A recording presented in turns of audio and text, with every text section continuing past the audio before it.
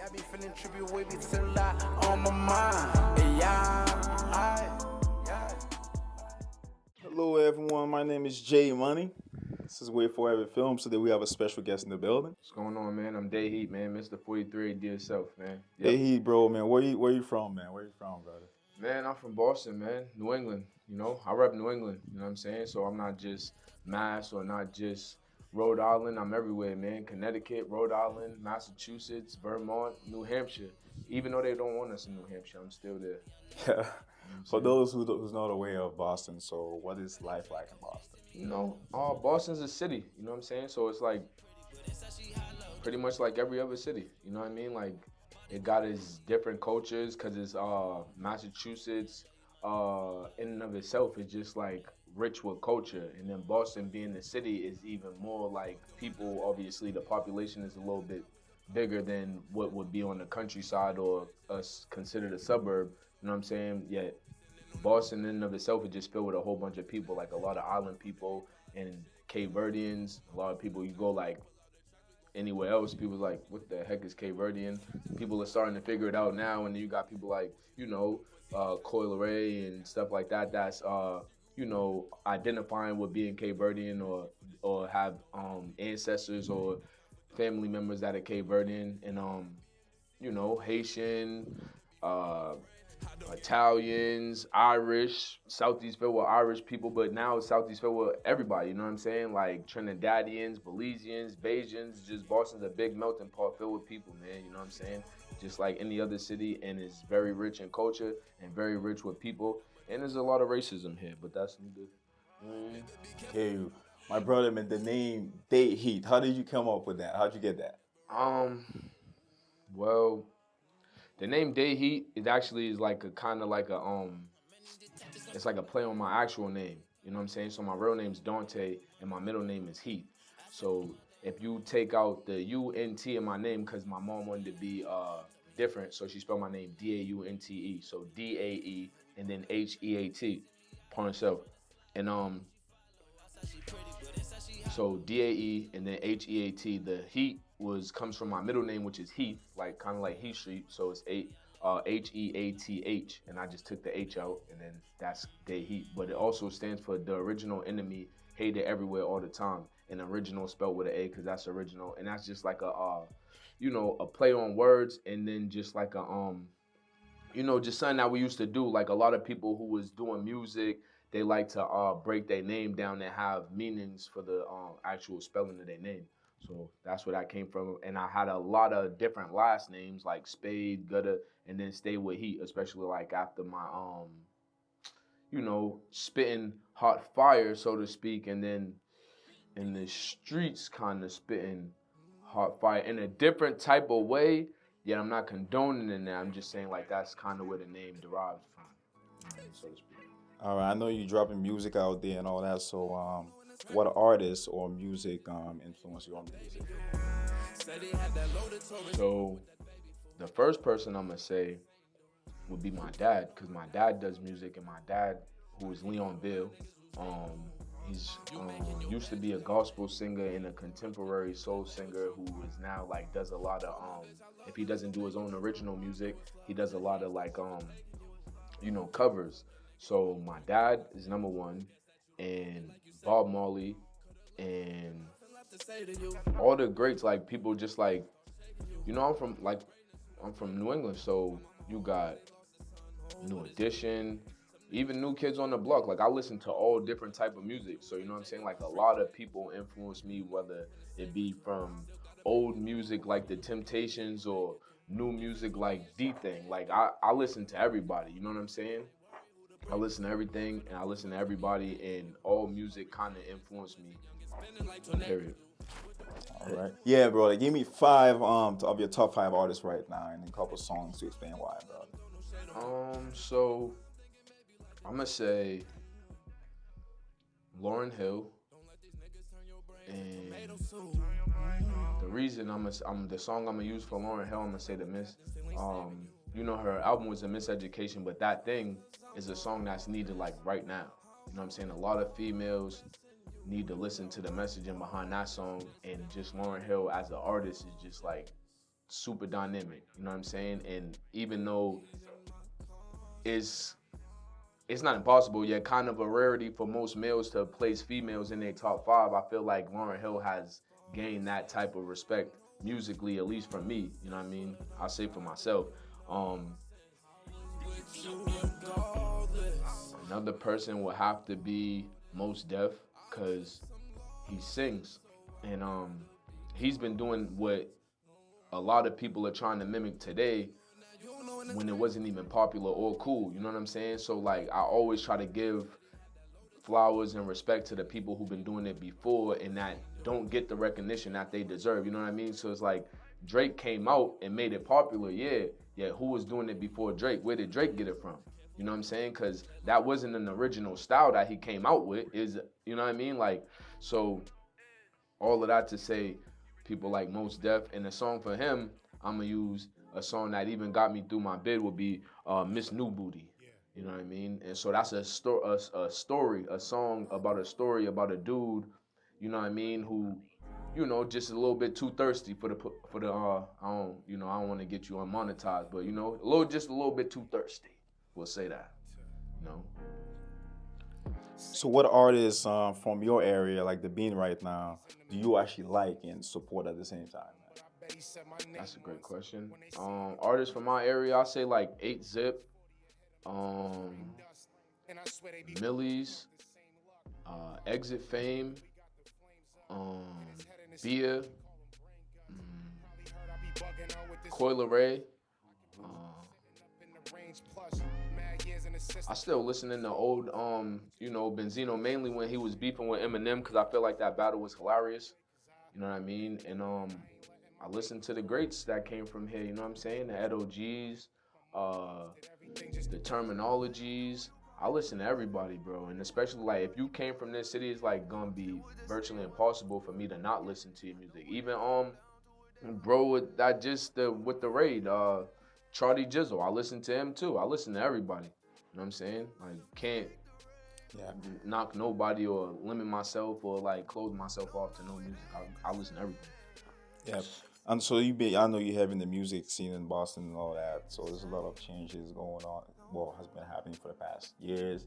How has the music scene evolved in your area, and how hard has it been for Boston in the music in the music scene historically? So the music scene has evolved tremendously because now we have a lot of different venues that are more open, you know what I'm saying, like, to even playing our type of music, you know what I mean? So Massachusetts is, even though it's a historically rich, cultured city, it's also a historically racist spot, like, very much so. If you think about it, and I'm probably gonna say this in every interview I have, Massachusetts is where everything started. So when those people got exiled and they came over to, looking for what they thought was going to be a place to steal coffee and maybe some money, or not money, because at the time it would have been like precious metals and things like that. But when they thought they was going to come over here for that, they thought that, they came over here and found that people was already living here. Yet still found it to be a nice spot to, rest your head, and was like, oh, this could be very beneficial or lucrative to us. And, they commenced to do whatever they did and killed all those people after they brought their friends back over here. And that's where everything starts. So I say that to say that in and of itself shows the evolution of, New England. Now, for the music scene, that racism or underlying, injustice or whatever word you want to use, that just that negativity or stigma doesn't leave so easy. You know what I'm saying? So that's still heavily inducted into the culture here in Massachusetts. And even with that being said, the unity has overcame a lot of the nonsense and stupidity. So the music scene here in New England, if you ask me, has evolved tremendously, and for the better, because there's a lot of more people that's willing to unify and get together and do what needs to be done. So for sure, brother, man. One thing, so earlier you were talking about, like, you mentioned artists like Millyz and Bia.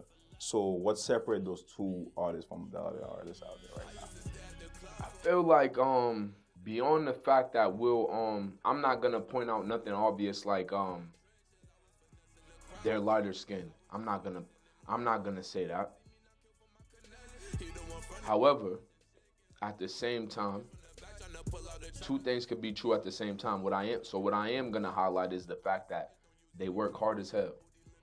You know what I'm saying? So regardless of why mainstream has adopted them more than they would anybody else, the reason they're where they're at is because they never stop working. So just because somebody else's intentions isn't the same as yours, it doesn't mean that the people whose intentions was pure should be penalized for the negative stuff, if that makes sense, right? So True. we know that the industry puts plants and puts a whole bunch of money, has a whole bunch of money allotted in order to push a certain narrative. And so they'll adopt you or gravitate to certain people in order to push that agenda. Now those people, Millyz, Bia, look like people that they can push that agenda off on easily, right? And utilize to push that agenda off because not only are they influential, they are appealing to the eye, so to speak, right? Especially from what society has showed us should be appealing.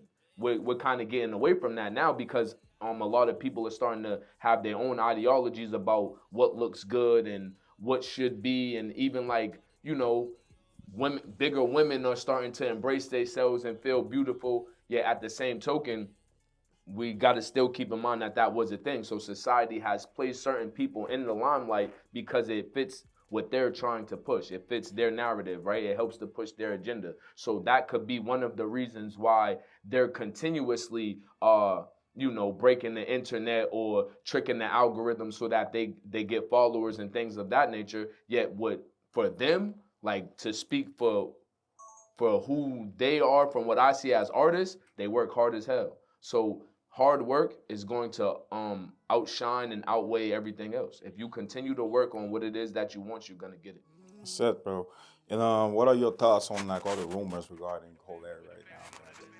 What, Coi Leray? Yeah, Coi Leray. It's a little rumors about her origins and all that. So I mean, for me, Coi Leray is very much from Boston, Massachusetts.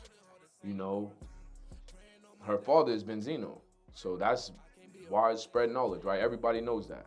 And Benzino is from Boston, so you can make that connection. You could make the connection that she's said out of her own mouth that she lived here, right? So those are her origins. Although she's from New Jersey, reps New Jersey, lives in New Jersey, that's all accurate to her. We've already said two things could be true at the same time. So she is from New Jersey and yet still is from Boston. You are from Massachusetts, yet still are from Haiti, right? So to me, Coi Leray's a Bostonian, man, and she got my love and respect, and I listen to her music, man. Shout out Coi Leray. man, now that you brought up Benzino, man. So I was watching that interview and is it Drink Champs? Is that what it's called? Yeah. The shit with him and Nori. Yeah. So how do you feel about that, man? That interview, brother?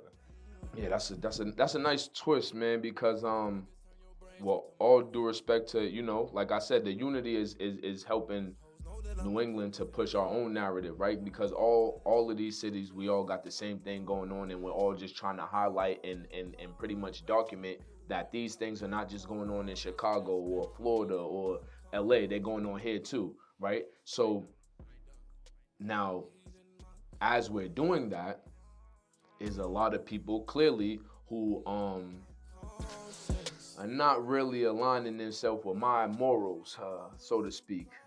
I want to be as political as possible because at the end of the day, you got to remember, I'm not Coi Leray or Benzino. I'm me. So I have my own ideology and I have my own path to take in order to get to where I need to be.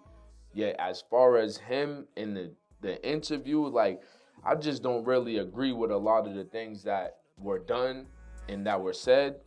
And the Drink Champs interview was not even as bad as the interview with Dog Exposed that he told. You know what I'm saying? So you're on TV or the net or social media and you're trying to expose a citizen for giving up information on, you know, what was supposed to be a friend who you don't support that's in the joint, and yet you told on somebody and you're supposed to be a street dude. You're carrying yourself like a street dude. I don't agree with that. And free Roscoe, man. Shout out to him, hood boss. Free niggas.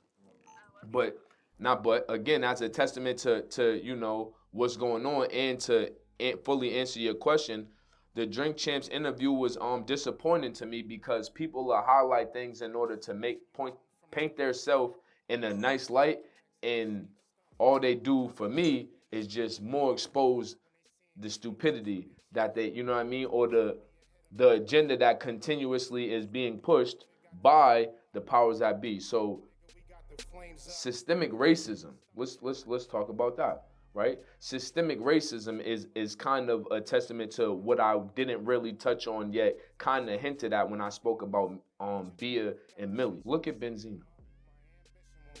Look at how he looks. Now, look at what he says, what he does. These things are not even, you can't even really connect the things that he says. He's all over the place. So why is a person like that continuously being, how do I say this? Basically continuously being praised or continuously being looked at as a person of interest or somebody to you know, an influencer, so to speak, because he's helping to push the narrative that these people put all these money in behind, right? Benzino's not, he's not helping anybody. Benzino lives probably in Miami somewhere. He's from Boston and does not live in Boston. The last time Benzino stepped foot in Boston, he was hiding. And that is part of the case where he told on. And before that, the last time he stepped foot in Boston, Cross slapped the shit out of him. So, like, you know what I mean? Like, this is, and I have nothing against Benzino. When I was younger, he gave me $20 just for being you know what I mean? Just for being around. So I like some of his music. I think he's a, you know what I mean, a dope artist, even though everything that he spits, people don't really gravitate towards. I'm from Boston, so a lot of the shit that he says, I understand where he's coming from, and I have to gravitate towards it because we don't have a bunch of people speaking for us. You feel what I'm saying? Like, New England don't got a bunch of artists, which is what we're even talking about here. You feel what I'm saying? So I just don't, I guess I'm disappointed because I wanted more. You feel what I'm saying? Like, I think Benzino should do more for the culture and even for himself, because he's not even paying himself in a good light, and that don't look good for us. If I go, for instance, let's use myself and yourself. If I'm Haitian, but every time I go around, me and you go out, I'm making a fool of myself. You about to be like, what is going on? You feel what I'm saying? Like, you might disown me. Like, the next time I say I'm Haitian, you be like, nah, he's not Haitian. His mom's white. You know what I mean? Like, he's not Haitian at all. Yo, like, man, you feel what I'm saying? So, like, that's the feeling I'm getting from Benzino. Like, have mad love for him.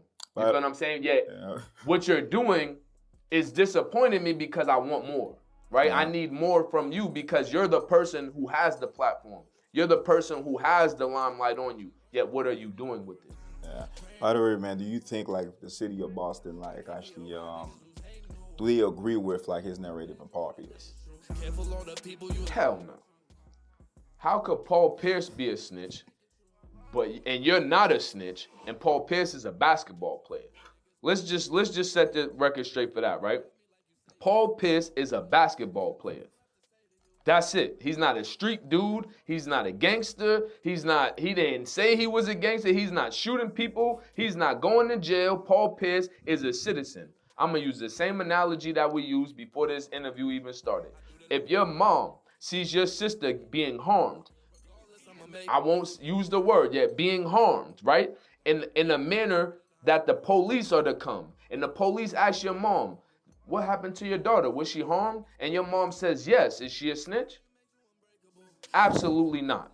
Your mom is your mom, and your sister is now being helped by your mom, and hopefully being helped by the law enforcement who's there to get there. You know, I've never been helped by law enforcement, yet hopefully in that situation they will be, and I will not look at the mom as a snitch. The same way I can't look at Paul Pierce as a snitch. Now, he told, yes, you told. You definitely told, And if you ever try to be a street dude or say you didn't tell, then yeah, I'm gonna expose the fact that you told because we all know. I'm not even gonna expose it. I'm gonna highlight the fact that you told because we all know it. Yet Paul Pierce can't be a snitch because he's not a street dude. Benzino is a snitch. He is appearing to be a street dude. He raps about gangster stuff. He has been in numerous vicinities portraying to be a gangster and told on somebody and got them time or probation or whatever the hell happened as a result to that case. It was because Benzino's statements. That is a snitch. So I don't agree with the narrative that Paul Pierce is a snitch because Paul Pierce is not a street dude. And that's where the lines get crossed when people start trying to force narratives onto people. Like, for instance, if your friend is nice at basketball, don't ask him to come with you to do a drill. Let him play basketball. Like, that's what's gonna get y'all out the hood, especially if you rapping or doing music or selling drugs. Unless you selling drugs because you find it fun and somebody has clearly lied to you, then you're doing that so you could get more money and you could better your situation, and then you could get yourself out of the situation that you're in, which is probably poverty or an urban neighborhood, the hood, right? And that is what your friend is doing by playing basketball. So you bringing your basketball friend on a drill is asinine. I say that because Paul Pierce is not a street dude. So trying to establish him as a snitch and utilize street, you know what I mean, like street politics and forcing that narrative onto Paul Pierce is not fair. And it's not true. You know what I'm saying? He's a dude who told the police what happened. And free hood boss, free Roscoe. Mad years in the system still couldn't tame us. What you thought I forgot the shit you was saying, huh? Bro, another Made Men members was also involved in another stabbing, bro. So speaking of that, man, like, what do you make out of the whole Boston versus New York thing?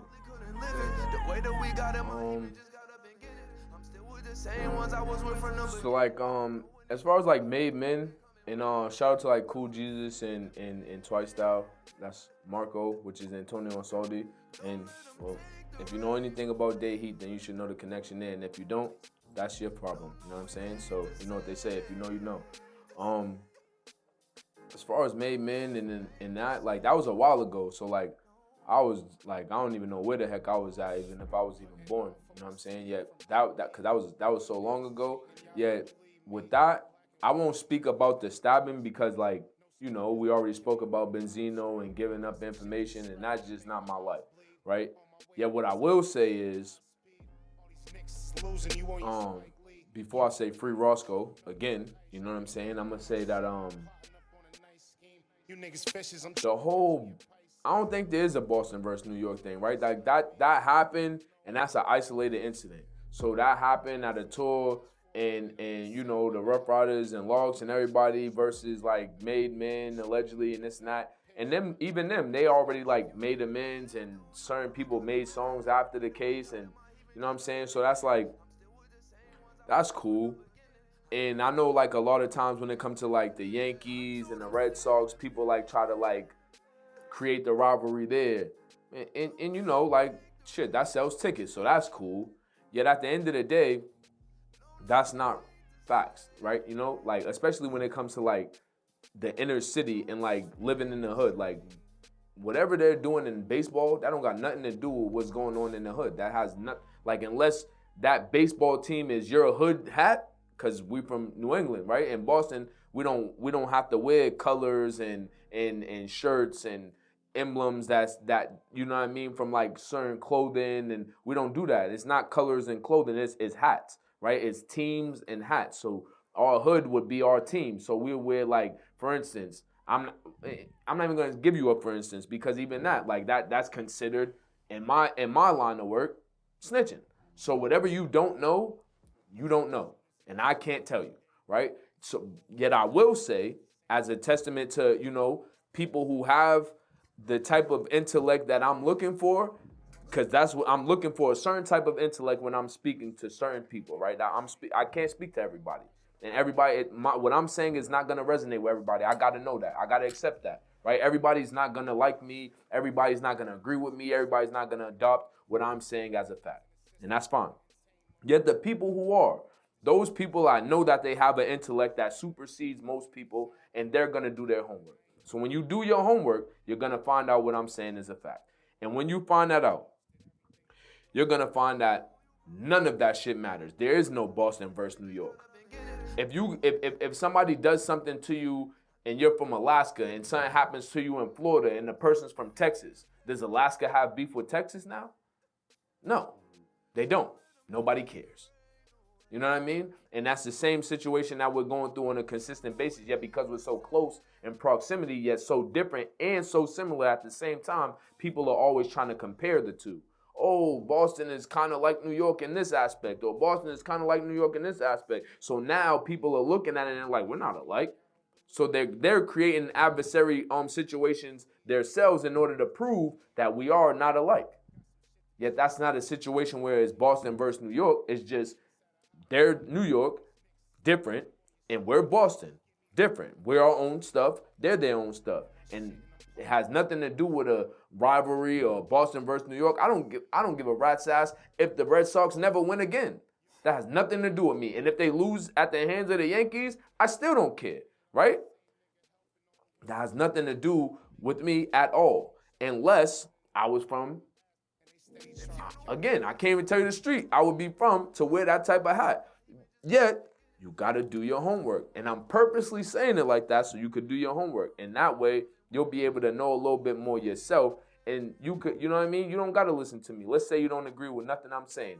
Facts is facts, right? If I tell you right now that tomorrow the stock prices are gonna go up on Apple, and you could look at Google to figure out certain things that I'm telling you if they're facts or not, right? Facts is facts. That's it. And if it don't go up, you're gonna call me a liar. Why? Because I told you something that wasn't a fact.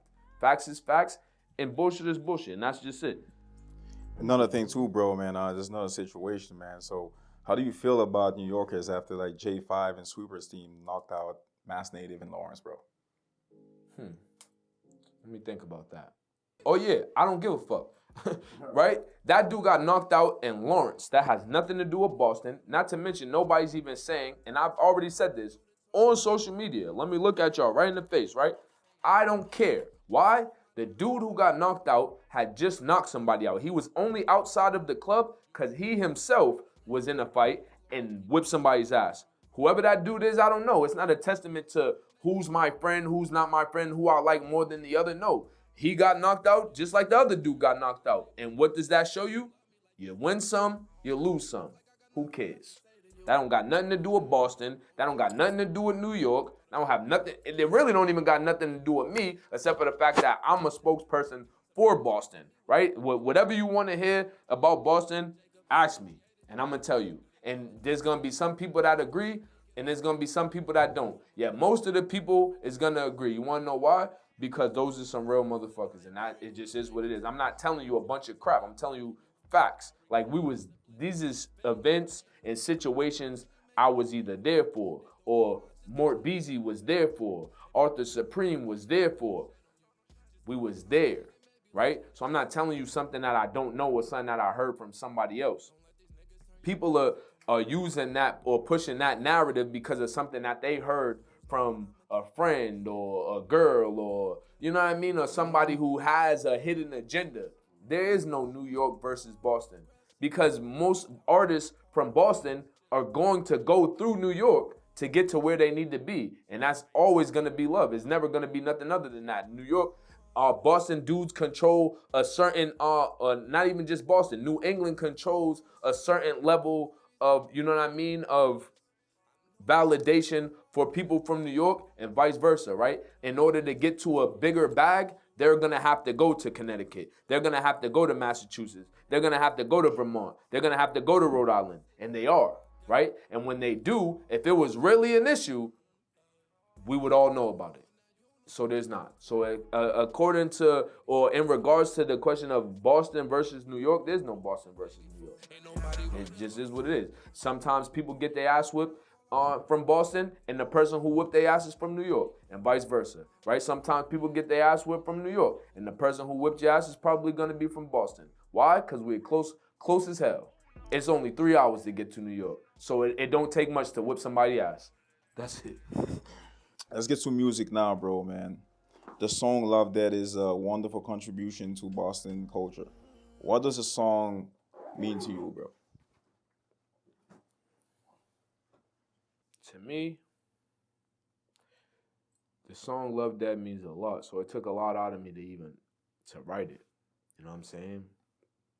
And I have a lot of love for people in situations that are way more, how do you say, like, just way more severe. The circumstances are way more severe than my situation. And me, I suffer from mental health. I've been through a lot of stuff. I done even, spent a lot of my years incarcerated. Have my own traumatic experiences, triggers, everything, just like all of us. And yet, the people who I do it for are the people that can't speak for themselves. So, if you passed on, or even if you're still incarcerated and you might not ever get out, and hopefully you do, so it's always gonna be free niggas. Word, free the fam, because we the fam, and it is what it is. And I say that to say this, like, those are the people I'm doing it for. So the song Love Dead means everything to me, because the people who are dead can't speak for themselves.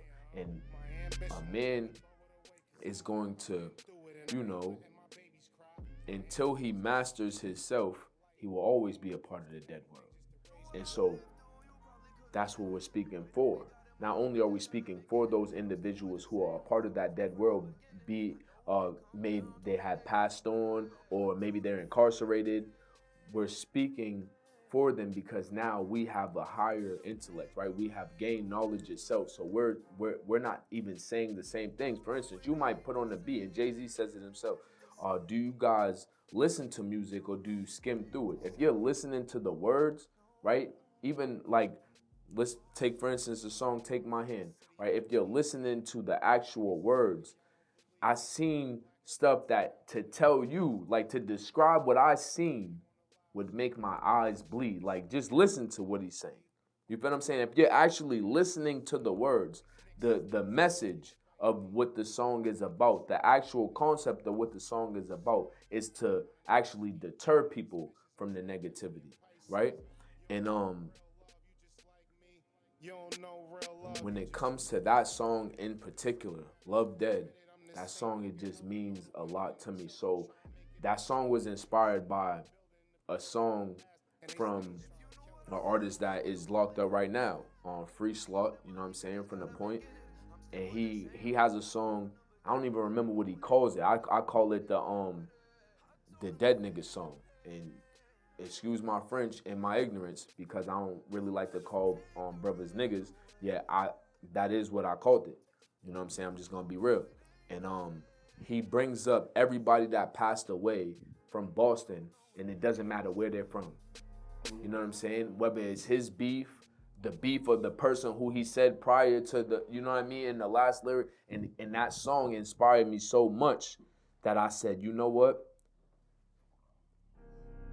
Not only is that our culture, we have to have more of this narrative pushed through our music. You feel what I'm saying? Not the narrative of why I don't want to listen to a Boston rapper and learn everything about Chicago. That does not make sense to me. You feel what I'm saying? Like, it makes sense to me to learn about Boston when I listen to a Boston rapper. So the people who passed away from New England, those are the people who I'm putting on for. And it's never no disrespect to the people who passed away in any other region. Yet we already have a bunch of authors and musicians and artists that's putting on for those people. We don't have a bunch of artists that's putting on for us.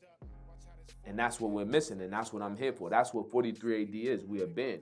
Band is a team. And we are a team that's putting on for the dead. 4 is a D. The fourth letter in the alphabet is a D. And I'm going to say this again, probably on 10, maybe 1,000 different interviews, depending on who has me. Fourth letter of the alphabet is a D. If you spin around the 3, it's an E. A-D. What does that spell? Dead. That's who I'm doing it for. So the song Love Dead is that's who I love. A lot of the people that I love is no longer here no more.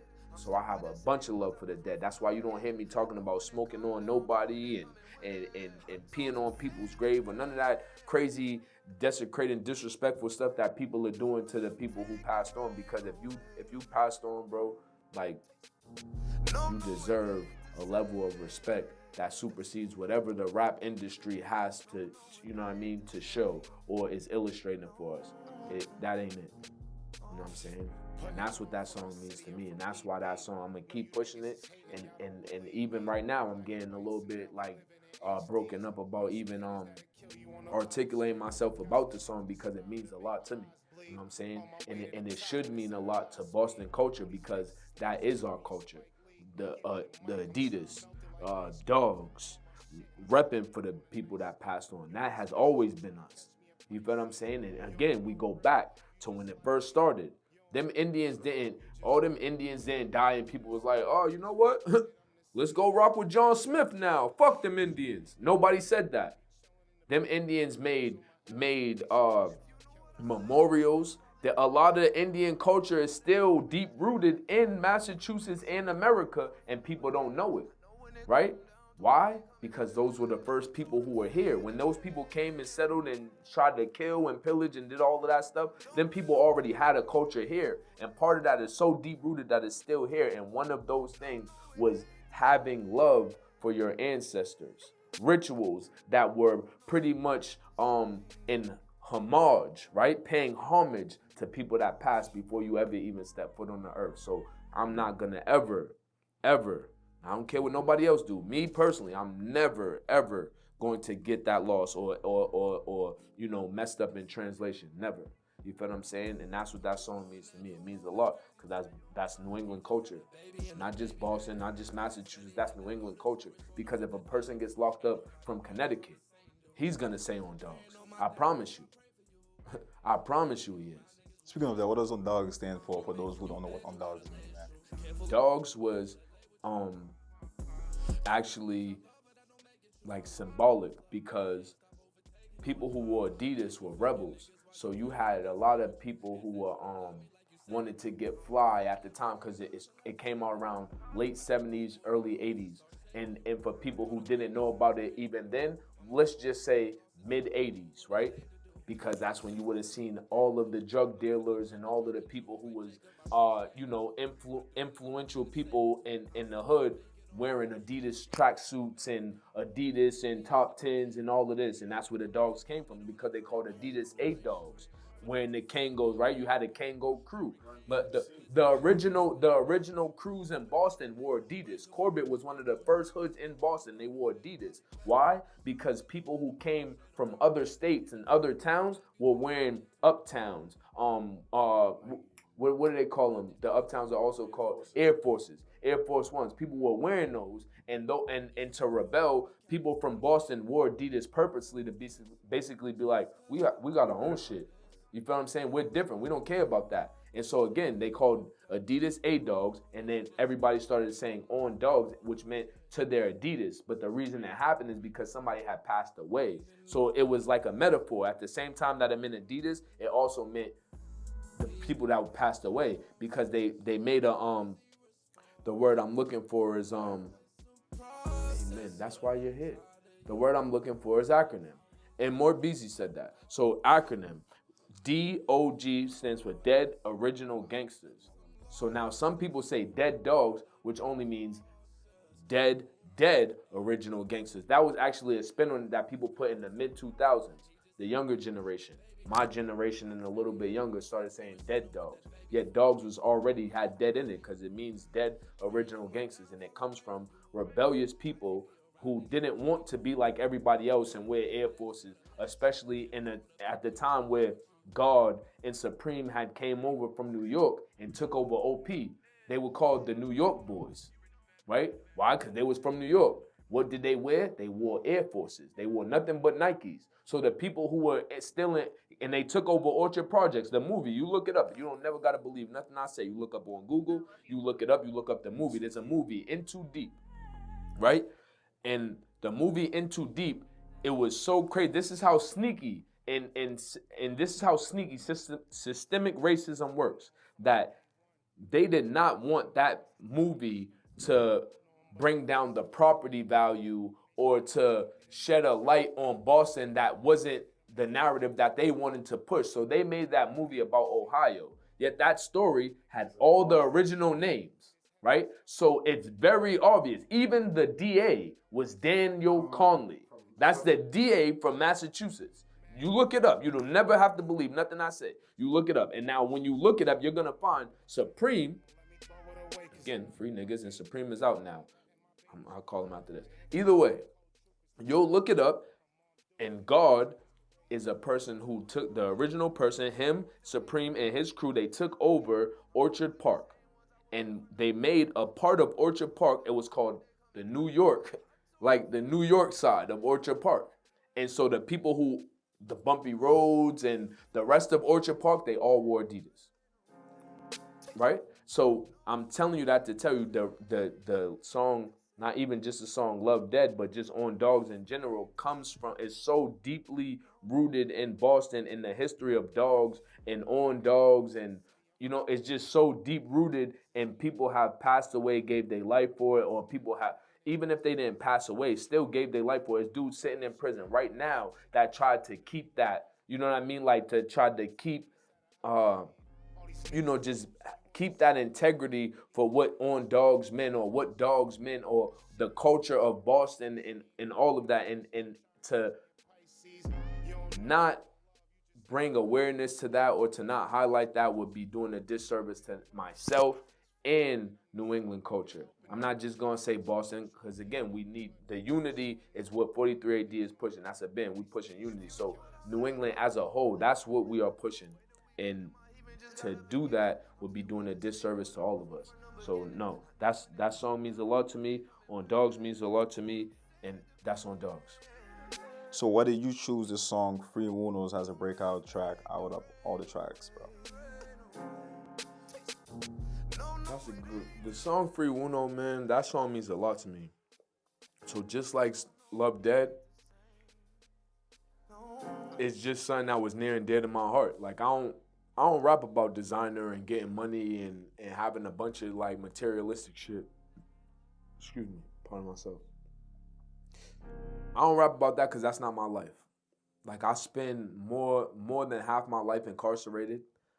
I spent the last 17 years incarcerated, and I'm only in my early 30s. So that you do the math, like you look it up again. You don't never gotta believe nothing I say. So I'm saying that to say, not even to like, the song is just like, it means everything to me because that's what I was going through. I wrote that song like probably a couple months after I got released. And when I got released, my boy was getting locked up, and he was one of the only people that I had to talk to about my reintegration, right? Or about everything I've been through, and run ideas off of him. And he was out already before me and been locked up and was my cellie, so he knows me, and he also knows the situation. He also knows like where I'm coming from, so kind of was like my therapist, so to speak. And then he gets locked up because the police do some bullshit, and now I'm like, damn, I don't got nobody to talk to. Like I'm really going through it. I was going through it anyway, you feel what I'm saying? But like now he gets locked up, I'm like, damn, what am I gonna do now? So I'm like, it's always free niggas, but I'm like, yeah, it's free niggas. Yeah, this dude in particular, I need him to get out like right now, because I'm like messed up. Like, what I'm gonna do? I just spent almost, you know, more than half my life incarcerated, and the only person that I really have to throw my ideas off of is now in the situation that I no longer want to be in. So it's not like he went home and I'll be like, oh, I'll just see you at your crib. Nah, you got locked up, and I don't never want to get locked up again. So it's like, you might, at that point, all due respect, you might as well have been dead. So I'm like, that's my homage right there. It's always gonna free the fam, because we the fam, man. And then like at the same time, that song, so now I start talking about him and why his departure or him getting snatched up is so near and dear to my heart.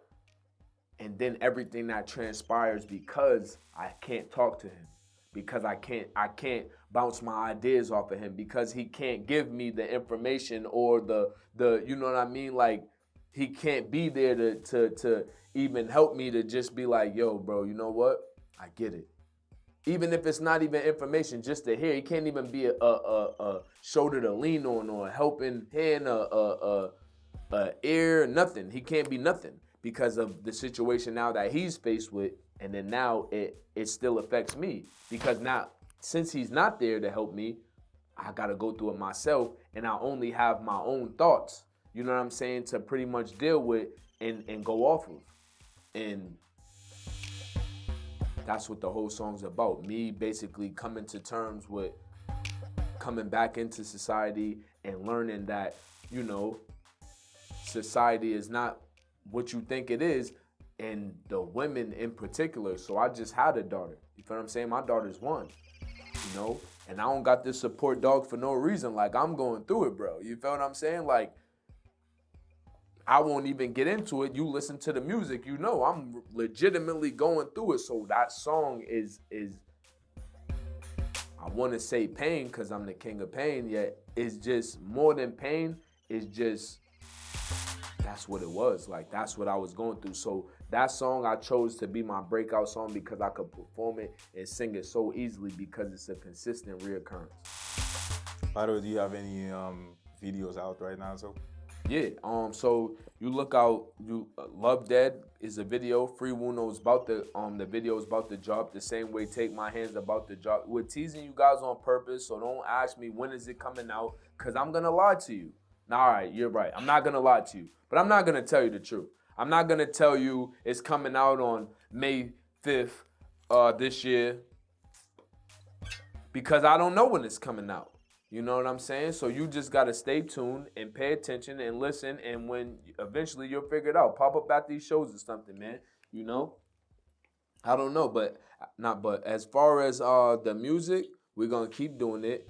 And as far as the videos, we're gonna keep doing those because I edit videos. So if you need videos, you holler at me too. So that's it. We're gonna keep putting videos out, and we got mad videos on YouTube. You know, you got the name. You got the Instagram, you look up Day Heat on anything, man, it's gonna pop up. And if it don't, you need to holler at somebody on YouTube and tell them that they messing up. Bro, so how do you feel about drill music in today's generation, bro? Me personally, I can't promote the same thing that drill music is promoting. You know what I'm saying? Because of my lived experience, so I can't do that. So even if you hear me on a beat that's like, oh, that's a drill rap record right there. Nope, listen again. Because never am I gonna tell you my story and then tell you to mimic what I'm doing or what I did.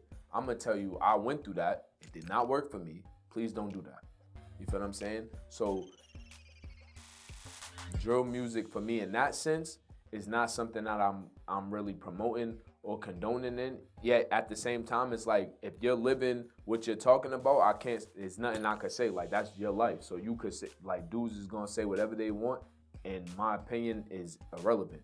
At the same time, before we ever even get to, I'm gonna tell you why. One of the reasons I can't condone this is just beyond my lived experience of what I went through as far as mass incarceration and being locked up and my mental health is concerned.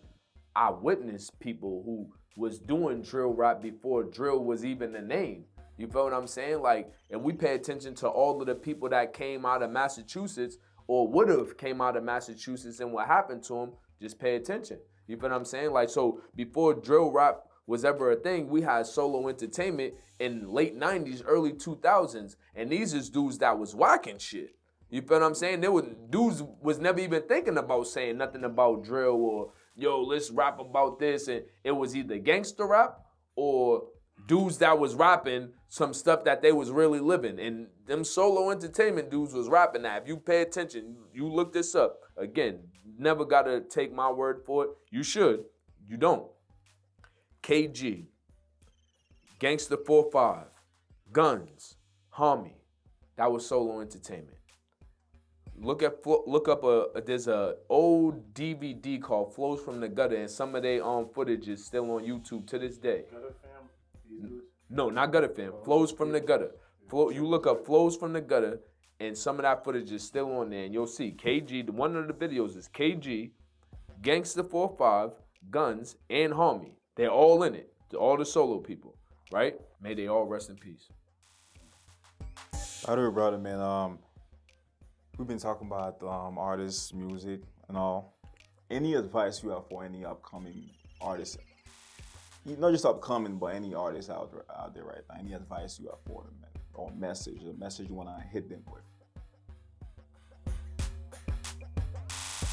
I want to tell any artist, man, just keep doing what you're doing. Because at the end of the day, like, that's what it's about. Whatever your story is or whatever you're trying to promote, or that's what it's about. You know what I'm saying? Like, I can't really speak for the artist. I can only speak for myself. So as far as I'm concerned, I'm just going to keep doing what the hell I'm doing. No matter what nobody say. I write music because this is what I love to do. You know what I'm saying? I love putting words together, and I love hearing the end product. I love hearing the end result when I put the words together, and then I go record it, and then I listen to it, and then I love it even more when I let other people hear it, and they enjoy it, and they're like, they feel it, and they're like, damn, the words that I'm saying actually resonate with them in the way that I intended for it to do. You know what I'm saying? Like, that's big to me. So if you're an artist, you're not gonna listen to what I'm saying to you anyway. So I don't have information like, oh, all artists should get on Spotify and on Tuesdays they should. I don't have no information like that. What I'm gonna say is, if you're an artist and you love what you're doing, keep doing it. And if you don't love what you're doing, you're not an artist, and please get the hell out the way. That's it. Bro, man, you told us like you've been locked up for pretty much half of your life, man. Do you have any moments or any lessons you want to share with us? So, for me, one of the things that I learned while locked up is that if you don't want people to ask you for it, then don't let them see it, right? Whatever people can't see, it doesn't bother them. Same way when we're in there, right? Out of sight, out of mind. People ain't writing you, they not coming to see you. Chicks ain't talking about you. Why? They can't have sex with you, so you're not accessible. So out of sight, out of mind. That's one thing that I learned.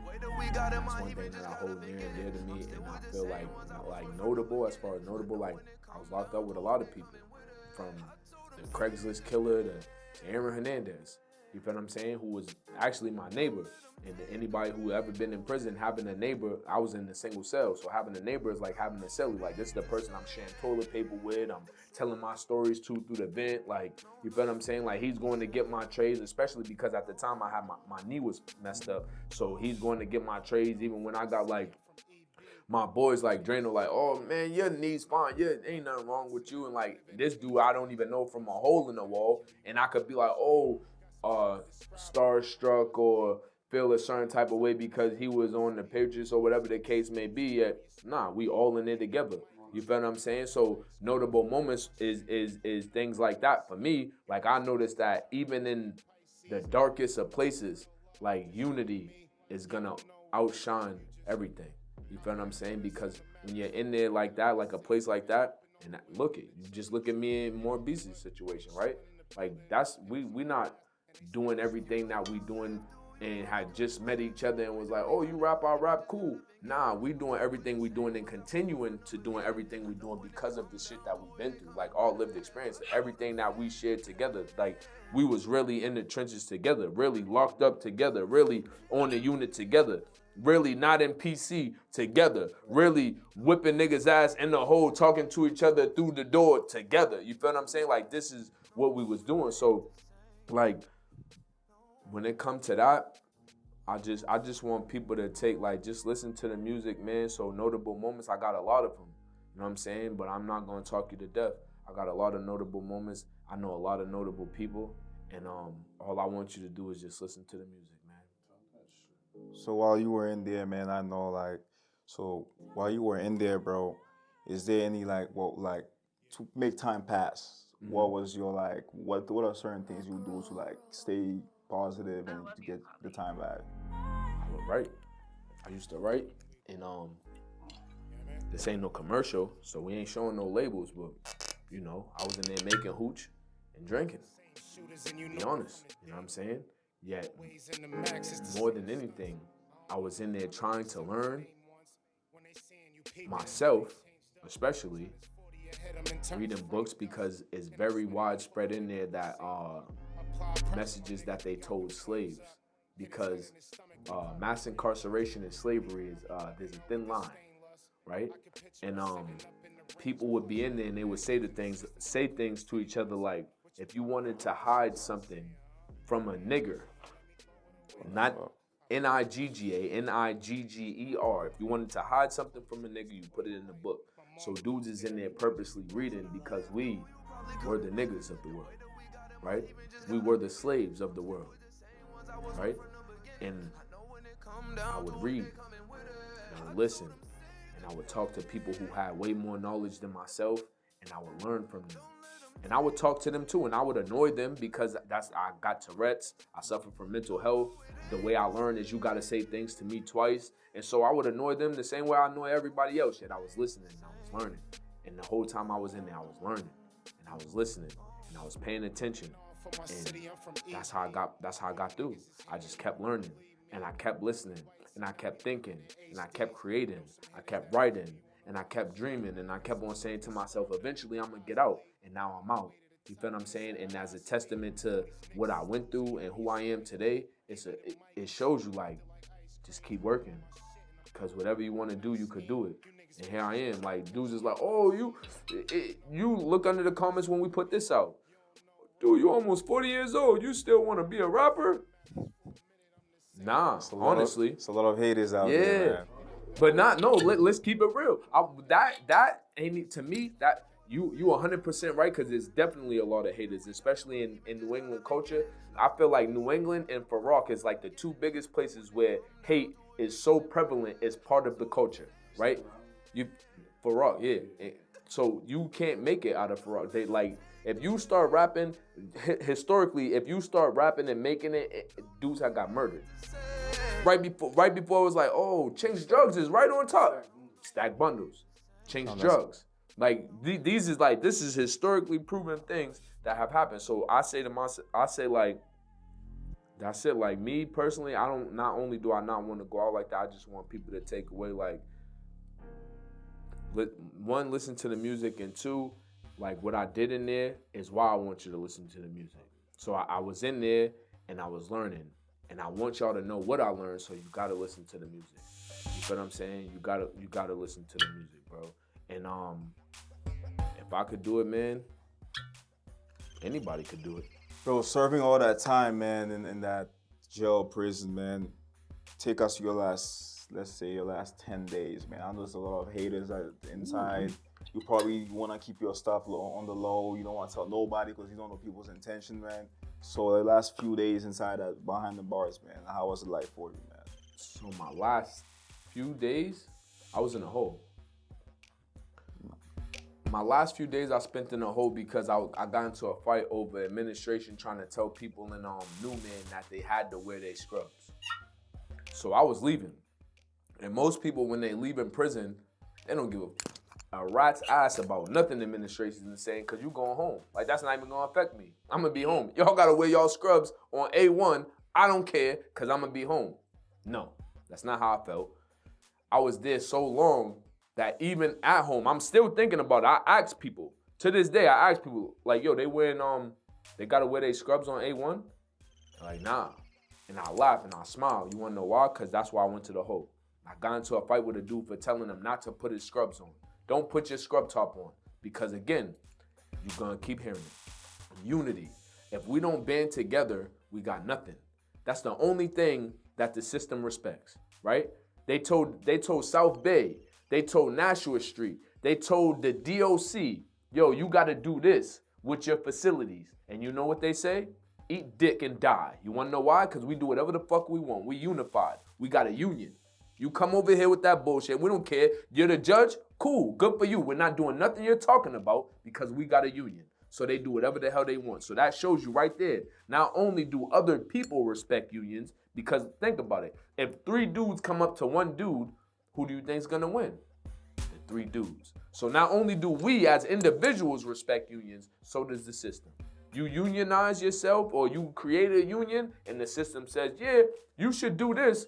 Oh, y'all are a union? All right, whenever y'all get good and ready to do it, go ahead. Because that's what y'all should be doing. Yeah, y'all are a union, so we get it. We respect y'all over there.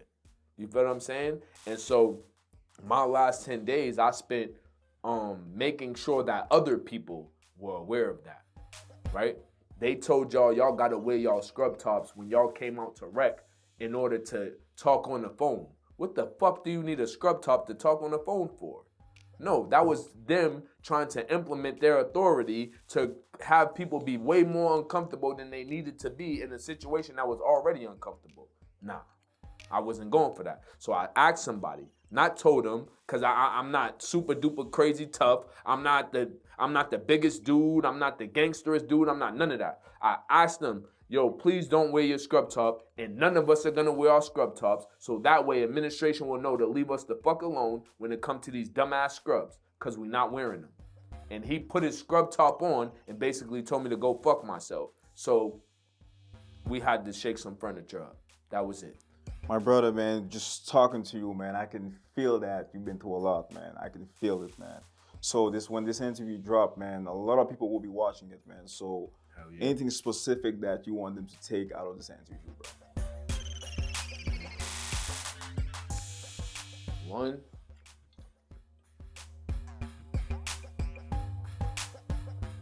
beyond listening to the music, man, I want people to take from the interview that being genuine and your authentic self, man, is always gonna resonate with genuine and authentic people. So if the people who you're around is not gravitating to your message and you're being your genuine and authentic self, you probably ain't around the right people.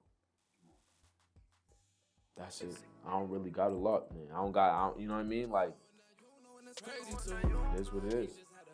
Set, my brother, man. Any shout outs you want to give to, man? Because I know you got the whole Free Jeff New Blah, England man. behind your back right now. Yeah, hell yeah. Free Jeff Blah, man. Free niggas, man. Free everybody locked up behind the wall, man. I already done told y'all free Roscoe, man. Free Slick, I know he's mad at me, man. You can call my number. You got my number. The phone calls is free. If y'all not calling me, then y'all telling me a lot about how y'all felt about me in there. You know what I'm saying? Phone calls is free for a lot of people. You put my number on one of them 10, I'm picking up. You feel what I'm saying? We could call it, we could three-way a fat chick. We could do whatever you want, bro. Word. That's it. You feel what I'm saying? Like, this is really what I do it for. And I want people to listen to the music. I want people to know that I'm here with More Beezy, who's always supporting me. And that's it. That's the team. 43 AD, man. We have been. And shout out to my man, you know, Jay Money, because he's the one doing this interview. We ain't like, let's just, you know what I mean? Let's shout out to Haiti, you know, 1804. That's the Haitian War. You know what I'm saying? Like, know your history. You feel what I'm saying? You, man. I appreciate you, man. It was a pleasure having you, man. You know, I'm blessed that you came in all the way from the beginning, showing us a love, man. You're always welcome, man. The day my platform or whatever take off, man, he's going to be a part of this, man. Yeah, it's taking off. Brother, man. Absolutely, it's taking off. Believe that. Just 'cause I'm honest, I wanted progress and you ripped out my heart.